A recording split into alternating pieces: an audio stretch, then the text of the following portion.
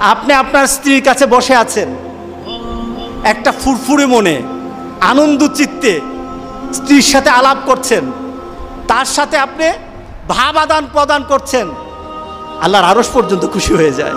সুবহানাল্লাহ, আল্লাহর আরশ পর্যন্ত খুশি হয়ে যায়। যতক্ষণ পর্যন্ত আপনি এইভাবে আপনার স্ত্রীর সাথে কথা বলতে থাকেন, স্ত্রীর কাছে বসা থাকেন, আপনার আমলনামার মধ্যে সওয়াব লিখতে থাকে। রাসূল পাক সাল্লাল্লাহু আলাইহি সাল্লাম এই কথা বলার পর এক সাহাবী বললেন, ইয়া রাসূলুল্লাহ, স্ত্রীর সাথে একসাথে শুবো, একসাথে ঘুমাবো, একসাথে খাবো, একসাথে তাকে আদর করব, এটা কি সওয়াবের কাজ হতে পারে?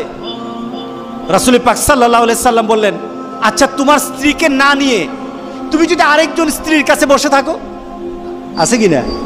আছে কিনা? মজাই লাগে, উনিও খাইবেন, রেডি থাকেন। তুমি অন্য কোন স্ত্রীর পাশে বসে বসে ফিস ফিস ফিস ফিস করলা,